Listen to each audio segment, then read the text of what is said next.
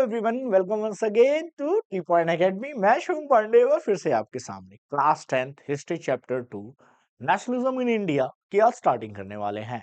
इससे पहले nationalism in Europe already पढ़ाया गया है, प्लेलिस्ट में जाके एक बार जरूर देखें। चलिए शुरू करते हैं चैप्टर को। इंपॉर्टेंट चैप्टर नेशनलिज्म इंडिया, यहाँ से मैप तक भी आता है हिस्ट्री में 3 मार्क का, तो वो भी हम इसमें साथ साथ कवर करेंगे और समझेंगे नेशनलिज्म इन इंडिया। जब भी आप नेशनलिज्म इन इंडिया की बात करेंगे तो मोस्टली आपको 1900 के बाद से पढ़ना होता है, ठीक है, क्योंकि उससे पहले हमारा क्या था, पुनर्जागरण काल था एंड ऑल था। तो हम पढ़ते हैं 1900 के बाद से, ठीक है। ये कुछ अदर टेक्स्ट है, इनको साइड करते हैं और हमें यहाँ से पढ़ना है। तो 1900 के बाद से सबसे पहले जो चैप्टर की शुरुआत होती है वो होती है वर्ल्ड वॉर वन से। वर्ल्ड वॉर वन आपको पता है 1914 से 1918 तक लड़ा गया। और इसे वर्ल्ड वॉर कहने का रीजन क्या था, क्योंकि जो ब्रिटिश थे, ब्रिटिश एक बहुत बड़ी कॉलोनियल पावर्स थे, जो लगभग में बहुत सारे देशों पे रूल करते थे।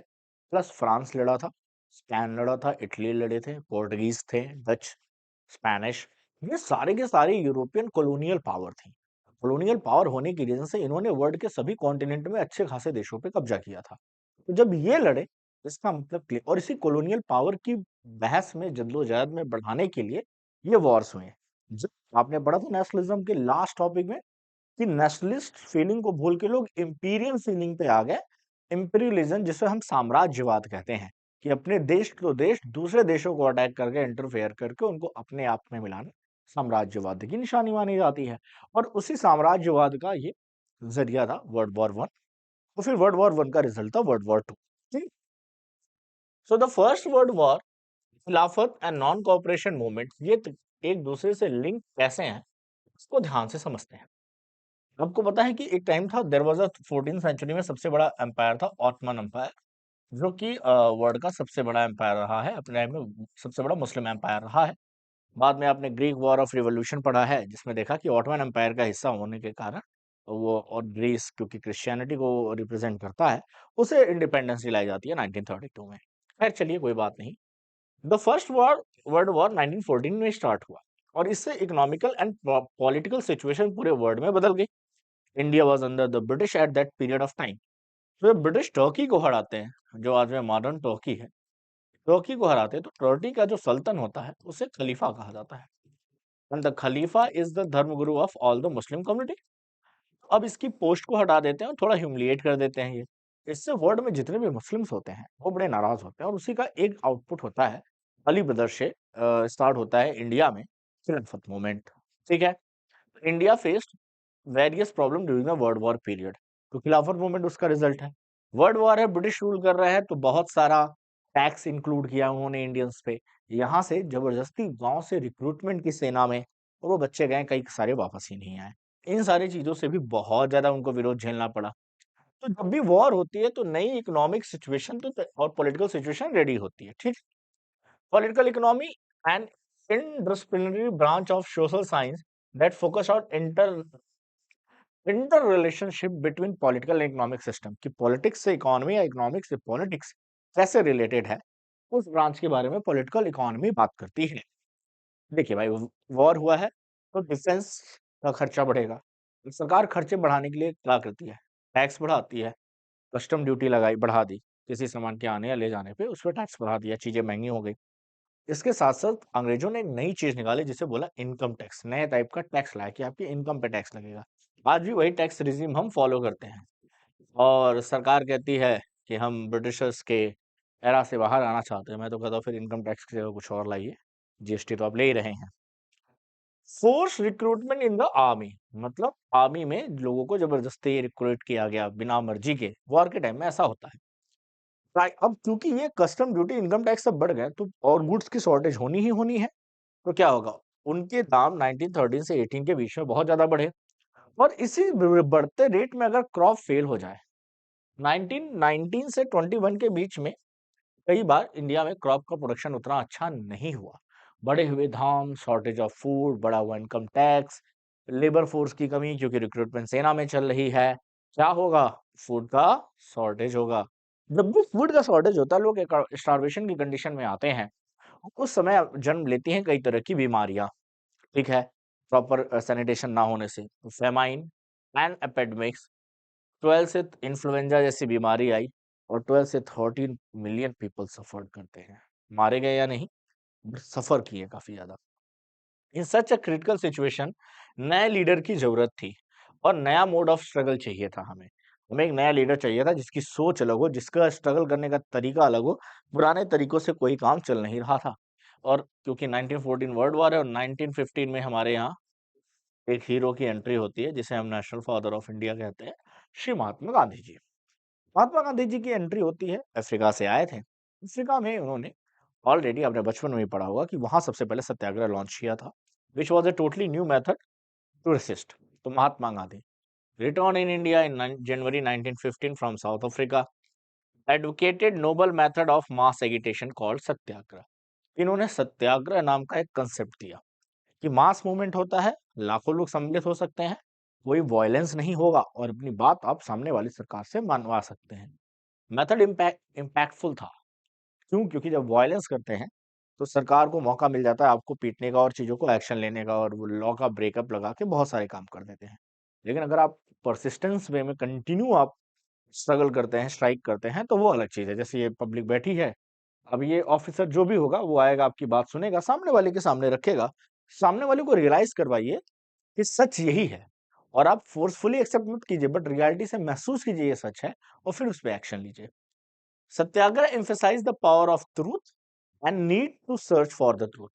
सत्य की ताकत और सर्च, और जिसको उस सत्य का पता नहीं है वो उस सत्य को पहचाने। Suggested that physical force was not necessary to fight oppression. जो भी आपका ऑपरेशन है, जो भी आपका विरोधी है, उससे लड़ने के लिए आपको फिजिकल स्ट्रेंथ की जरूरत नहीं है। बिलीव द धर्म of non violence would unite all Indians. उनका मानना था कि नॉन वायलेंस है तो फिर कुछ ही लोग आगे आ पाएंगे, लेकिन नॉन वायलेंस में आम आदमी भी आएगा, बलशाली भी आएगा, और इस तरह से क्या होगा, पूरा इंडिया यूनाइट होगा और फ्रीडम स्ट्रगल को एक मास मूवमेंट मिल जाएगा, जिसके फोटोज आपको यहाँ पे मिल ही सकते हैं। तो 3 सक्सेसफुल सत्याग्रह किए गए थे इनके थ्रू। चंपारण बिहार, ठीक है, खेड़ा गुजरात और अहमदाबाद गुजरात। ये मिल वर्कर्स के लिए था, उनकी पेमेंट बढ़ाने के लिए। चंपारण में इंडिगो रिलेटेड था, ये इंडिगो की खेती के लिए। और खेड़ा में था लगान माफ करने के लिए, क्योंकि फसल नुकसान हो गई थी, तो टैक्स कैसे भरते हैं। इन तीनों के तीनों सक्सेसफुल हैं और ब्रिटिशर्स को इनके सामने झुकना पड़ा। तो Champaran Bihar launch for Indigo farmers. Indigo का पेड़ ऐसा होता है, ये कपड़े की व्हाइट वॉशिंग में यूज होता है, तो इंग्लैंड में इसकी बहुत ज्यादा डिमांड थी। और प्लांटेशन ओनर्स किसानों पे दबाव डालते थे कि आपको इंडिगो उगाना ही उगाना है भूमि के एक हिस्से पे, और वो हिस्सा जिसमें इंडिगो उगाया जाता था कुछ साल बाद बंजर हो जाता था, तो किसान इसके लिए अवॉइड करना चाहते थे। Gandhi ji inspired peasant to struggle against the oppressive plantation system. तो ये हुआ कि प्लांटेशन सिस्टम में सुधार लाइए। इस तरह से आप जबरदस्ती करेंगे तो बड़ी मुश्किल होगी और इससे एडवर्स इफेक्ट पड़ेगा, आपको कोई खास फायदा नहीं होगा। अहमदाबाद में कॉटन मिल वर्कर्स थे। Workers wanted to raise their wages to meet their expenses, as जैसे कि इनिशियल कम्युनिटीज के वॉर में प्राइसेस बढ़ गए थे और सैलरी वही थी, तो सेम सैलरी पे उतना खर्चा कैसे उठाए, जो कि बात जायज थी, माननी पड़ी। वहीं खेड़ा में launch the peasant affected crop failure और प्लेग एपिडेमिक्स के होने के रीजन से वो रिवेन्यू पे नहीं कर पाए थे। और रियलिटी ये है कि जब प्रोडक्शन है ही नहीं तो पर्सन रिवेन्यू पे कहाँ से करे, और ये बड़ी जनरल सी बात है। फिर भी आप कहेंगे तुम्हें देना है तो जान दे देगा, तो भी पैसा नहीं मिलेगा। जान जिंदा रहेगी तो पैसा मिल ही जाएगा आपको। तो इसके रीजन से ये रिलैक्शन टैक्स में रिलैक्सेशन मांगा, जो कि बाद में मिला। और इसी में आते हैं रॉलेट एक्ट। रॉलेट एक्ट 1990 कहा जाता है अंधा कानून, बिना ट्रायल का कानून था। Act pass through the imperial legislative council in 1919। 1919 में वर्ल्ड वॉर वन खत्म होता है और यहाँ पे गांधी जी के आने के बाद पॉलिटिकल एक्टिविटीज बढ़ जाती है। अब हर चीज को ट्रायल में रखना बड़ा मुश्किल था, तो उन्होंने ऐसा लॉ पास किया कि बिना कुछ पूछताछ के सीधे उठा के जेल में डाल दो। Opposed by Indian members because of the following reason. This act gave government enormous power to repress political activities, allowed detention to political prisoners without trial। बिना ट्रायल के अगर आप पॉलिटिकल एक्टिविटीज में पाए जाते हैं तो 2 साल आपको बिना ट्रायल के जेल में रख सकते हैं। अब ये 2 साल बिना ट्रायल के जेल में रखना, क्योंकि कहीं ना कहीं ट्रायल चले, प्रूव हो गिल्टी तभी ना होगा। तो ये रॉलेट एक्ट का कुछ उस तरीके की कहानी है। Gandhi ji oppose this act with Satyagraha, non violent में सिविल डिसोबीडियंस मूवमेंट चलाया, which would straight with the hurdle on 6 April. Rallies were organized in various cities. Workers went on the strike, railway रोक दी, शॉप बंद कर दी, बहुत सारे से सरकार को परेशान करने की कोशिश की गई। Reason of British to this हड़ताल, काम डाउन द नेशनलिस्ट। ब्रिटिश क्या करते थे, इसको क्या किए थे कि नेशनलिस्ट मूवमेंट को दबाने के लिए ये एक्ट पास किया गया था। Local leader were picked up from the Amritsar and Mahatma Gandhi was barred into the entering valley. Amritsar से लोकल लीडर्स को उठा लिया गया, जेल में डाला गया। महात्मा गांधी जी को दिल्ली में एंट्री करने से मना कर दिया गया। On 10 April, the police Amritsar fired upon a peaceful procession, provoking widespread attack on the banks, post office, and railway station. Martial law was imposed, and General Dyer took command.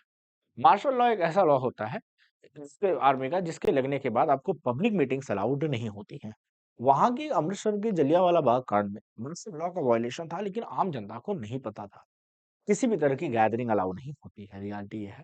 But आम जनता को क्या पता, आप Warne कीजिए। Gathering allow नहीं है तो आप वॉर्न कीजिए, समझाइए। आम जनता अपना काम कर रही थी, विरोध प्रदर्शन कर रही थी, जिस मार्शल लॉ का फायदा उठा के जनरल डायर ने भून दिया गोलियों से। जलियांवाला बाग 13 अप्रैल, यू रिमेम्बर, 10 अप्रैल की ये घटना है और 13 अप्रैल को वो हुआ, मार्शल लॉ लगाया गया। तो और उस टाइम ऐसा कम्युनिकेशन नहीं था कि लोगों तक ये बात पहुंच जाए। तो वन ऑफ द दुखद घटना हुई एंड बिगेस्ट ट्रेजेडी। उसके बाद आप सभी को पता है, आप लोगों ने उसके बारे में काफी चीजें देखी हैं। तो ये सारी चीजें आपको यहाँ पे देखने को मिलेंगी। तो Jallianwala Bagh massacre 13 April 1919, large crowd gathered in close ground of Jallianwala Bagh. ये कुछ इमेजेस हैं, पेंटिंग्स हैं। जलियांवाला बाग ये स्मारक है जहाँ पे ये हुआ। Some came to protest against the government new repressive measure, while some came to attend Baisakhi fair. Baisakhi का मेला भी था, कुछ उसी में प्रदर्शन भी था। Dyer entered the area, block the exit point ही एक दो थे, उसको ब्लॉक कर दिया and open gun fire, killing hundreds, many of them unaware about the martial law that was imposed. Reality है कि का तो भले नेताओं को पता रहा हो, बट आम जनता को नहीं पता था। जो मारे गए उनको तो बिल्कुल नहीं पता था।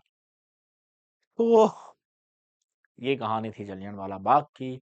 जो हुआ वो इतिहास है, लेकिन याद रहेगा, याद रखना चाहिए कि जो आपको मिला है वो आसानी से नहीं मिला है।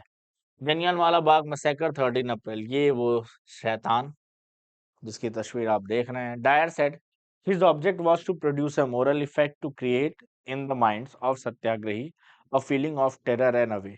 ब्रिटिश थे, उनका रूल था, कोई भी स्टेटमेंट दे सकते थे। कितना गंदा statement, produce a moral effect. इससे कौन सा मोरल इफेक्ट कि सत्याग्रहों के अंदर टेरर आ जाए, इतनी गोली मार दो ओपन फायर में कि डर जाए नेक्स्ट टाइम वो सत्याग्रह करने से पहले। क्यों डरेगा, अपने ही देश में कोई डरेगा? उससे बड़े सत्याग्रह हुए, उससे बड़ा चीजें बने।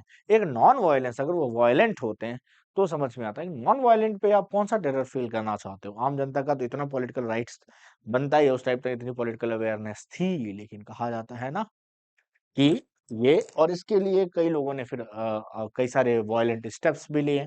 सरकार के खिलाफ कई ऑफिसर्स मारे भी गए। आप इस तरह का एक्शन लेंगे तो वायलेंट एक्शन होना तय है। उधम सिंह से लेके भगत सिंह जी, पंजाब के कई लोग निकले। As the news of Jallianwala Bagh spread, crowd took the street in many north Indian towns, और स्ट्राइक्स हुए, क्लैशेस हुए पुलिस पे, गवर्नमेंट बिल्डिंग्स पे अटैक हुए, ऑफिसर्स को मारा। The government respond with the repression seeking humiliate. लेकिन गवर्नमेंट यही तो चाहती थी, अब उसको टाइम मिल गया, वो पूरी फोर्स, मिलिट्री सबका यूज करेगी। अच्छा, ऐसा नहीं था कि वो सारे ब्रिटिश मिलिट्री सिपाही होते थे, इंडियन सिपाही और पुलिस होते थे। उन्होंने इतना तगड़ा एडमिनिस्ट्रेशन सिस्टम बना दिया था और ऐसा हायरार्की बनाई थी कि जो ऑफिसर ने बोल दिया वो करना है, अपनी ही जनता को मारती थी। मजबूरी है, सैलरी मिल रही है, सरकार के लिए काम कर रही है। जैसे आज ही पुलिस मारती है नेताओं के कहने पे आम जनता को ना, क्यों मारती है? वही सिस्टम है, सेम ब्रिटिश वाला सिस्टम है। Satyagrahi were forced to rub their nose on the ground, नाक रगड़वाई। रॉल ऑन द स्ट्रीट में घसीटा गया। डू सलाम सैल्यूट, सभी सिपाही को सलाम ठुकाया गया। People were flogged in village around Gujranwala in Punjab, now in Pakistan, were bombed, वहां पे बॉम्ब फोड़ दिए गए। Seeing violence spread, Mahatma Gandhi called off the movement. और जब इतना वायलेंस हो गया, क्योंकि जलियांवाला बाग के बाद गांधी जी शांत भले रहे, आम जनता शांत नहीं रहेगी। आम जनता के मन में तो गुस्सा छूटेगा। आप बड़े लीडर है, आप शांत रहिए। आपका वो आइडियोलॉजी है, जिसके घर का कोई मारा गया हो, जिसका रिश्तेदार मारा गया हो, जिसको ये डर लग गया हो, वो तो करेगा। और गवर्नमेंट की क्या बात है कि आप थोड़ा सा भी बोलो ना, उनके पास फोर्स होती है, वो इसी पल का इंतजार करते हैं ताकि हम दिखा सके कि हमारी गलती नहीं है, हमने वार्न किया था एंड ऑल, और आपने गलती की तो आपको ये रिप्रेशन झेलना पड़ेगा। तो इस तरह का जो सेटलमेंट होता है, इस तरह के सेटलमेंट्स के साथ ये लोग आगे बढ़ते हैं। ठीक है, तो ये वहां पे हुआ। Mahatma Gandhi now felt that need to launch a more broad-based movement in India. He took up खिलाफत issues. तो इन्होंने खिलाफत इश्यूज से मुस्लिम्स को कहा कि एक काम करो भाई, तुम्हारा खिलाफत इशू है ही, चलो हिंदू मुस्लिम ज्वाइन करते हैं, क्योंकि ये डिवाइड होके काम नहीं चलेगा। ठीक है, Muslim together in the freedom struggle, तो इस स्ट्रीम को जोड़ा और कहा कि चलो आगे बढ़ते हैं। हुआ क्या? एक्सप्लेन द आइडिया ऑफ सत्याग्रह। अभी क्वेश्चन आया है सीबीएसई 2014 का, कई बार पूछा गया, इंपॉर्टेंट क्वेश्चन है, इंपॉर्टेंट क्वेश्चन है, अच्छे से समझिएगा। एग्जाम में आता है 5 मार्क्स में, एज इट इज आता है, एज इट इज आंसर लिखना होता है। सत्याग्रह के बारे में आप समझाइए। Mahatma Gandhi return 1915 and novel method of Satyagraha. Satyagraha होता क्या, समझिए ध्यान से। Satyagraha emphasise truth. Gandhi ji believe that it causes, if your cause is true, अगर आपका कारण सही है, if the struggle is against injustice, अगर आप अन्याय के खिलाफ लड़ रहे हैं, तो फिजिकल फोर्स की जरूरत नहीं है। सत्याग्रह का पहला थीम ये हो गया। दूसरा थीम, तो Satyagrahi can win battle through the non violence, बिना वायलेंस के जीत सकता है। पीपल इंक्लूडिंग ऑपरेशन, मतलब जो कर रहा है सत्याग्रह वो प्लस जिसके खिलाफ कर रहा है वो, दोनों had to be persuade to see the truth. उनको सच दिखाइए, उनको सच देखने पे मजबूर कीजिए, सच को जबरदस्ती एक्सेप्ट करने पे नहीं, उनको सच रियलाइज करवाओ। Truth was bound to ultimate triumph, सत्य की विजय होनी तो तय है। Gandhi ji believe that dharma of non violence could unite all Indians. तो बस ऑपरेशन को भी फोर्स मत करो जबरदस्ती की, ये सच मान लो, लेट हिम रियलाइज कि हाँ ये सच है, बिना जबरदस्ती के, तो काम है तुम्हारा सत्याग्रह का। Khilafat committee formed in Bombay March 1919, खलीफास टेम्पोरल पावर। सितंबर 1920 कलकत्ता सेशन में कांग्रेस रेजोल्यूशन पास करती है कि वो खिलाफत मूवमेंट को सपोर्ट करेगी as well as Swaraj movement को भी। मोहम्मद अली एंड शौकत अली दो ब्रदर्स थे, began to discuss with the Gandhi ji for a united mass action. तो मुस्लिमों को भी नीड थी कि हिंदुओं का सपोर्ट मिल जाए, हिंदूज को नीड थी मुस्लिमों का सपोर्ट मिल जाए, क्योंकि रहे तो इंडिया में दोनों ही, रूल दोनों पे किया जाता है। तो मोहम्मद अली एंड शौकत अली ब्रदर्स खिलाफत मूवमेंट के इनिशिएटिव्स थे, और गांधी जी ने फिर वहां पे इंटरफेयर किया और चीजों को ज्वाइन करके चले। तो ये अभी पहले टॉपिक में ही हम देख रहे थे। Need for non cooperation movement. Mahatma Gandhi ji ने अपनी बुक हिंद स्वराज 1919 में स्टेट किया, the cooperation of the Indians that provide the base of British rule in India. British India पे रूल इसलिए कर रहे हैं क्योंकि इंडियंस ने ब्रिटिश को सपोर्ट दे रखा है। अगर ये ब्रिटिश चले जाए, इंडियंस का सपोर्ट हट जाए, तो 35 से 40,000 ब्रिटिश, इससे 35 करोड़ हिंदुस्तानियों को कैसे गुलाम बना सकते हैं? कहीं ना कहीं जो पावरफुल पीपल्स हैं, they are helping them. If Indians refuse to cooperate, British rule in the India would collapse within a year and swaraj would come. तो हिंद स्वराज मोहनदास करमचंद गांधी जी की ये बुक है, याद रखिएगा, हिंद स्वराज 1909 में इन्होंने लिखी थी।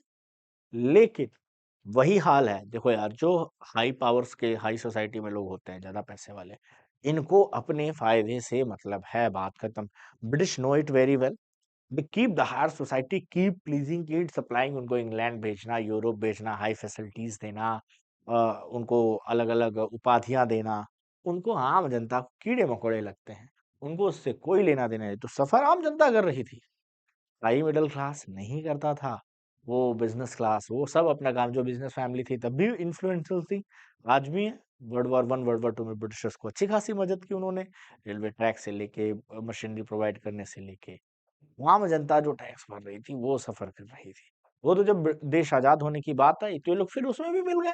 इनका अपना फायदा होना चाहिए, नॉर्मल डेमोक्रेटिक गवर्नमेंट आएगी उसमें भी इनका इन्फ्लुएंस रहेगा, इनकी इंडस्ट्रीज लगनी चाहिए, आजाद देश में रहेंगे, ब्रिटिशर्स की जी हजूरी नहीं करनी पड़ेगी। तो ये बात थी, ठीक है। तो यहाँ पे ये काम सेट हुआ।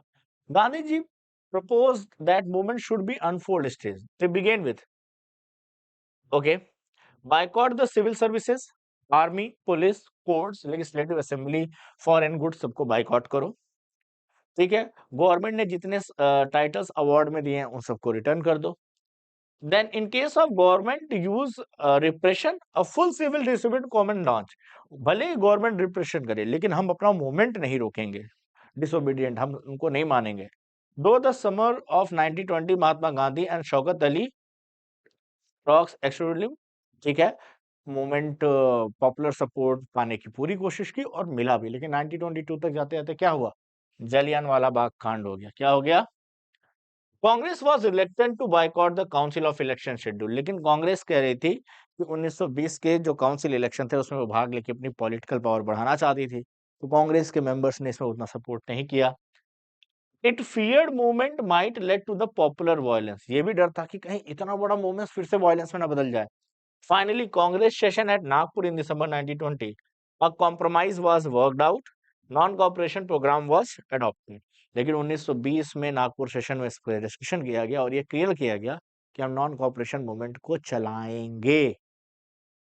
तो मतलब ऐसा नहीं था कि आसानी से लॉन्च हो गया, क्योंकि पिछले का रिजल्ट बड़ा भयावह था। द नॉन कोऑपरेशन खिलाफत मूवमेंट बिगेन इन जनवरी 1921, तो इसलिए स्टार्ट कब हुआ? जनवरी 1921 में स्टार्ट हुआ, ये बहुत ज्यादा जरूरी है।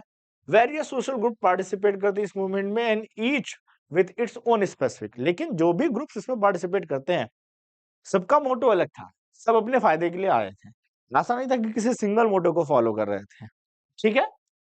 All of them responded the call of Swaraj, but their meant of different things in different people. लेकिन इस स्वराज मूवमेंट का अलग अलग लोगों के लिए अलग अलग मायने था। वो क्या मायने थे आने वाले लेक्चर में पढ़ेंगे। आज के लिए इतना ही, मिलते हैं आपसे नेक्स्ट लेक्चर में। Bye everyone, have a good day.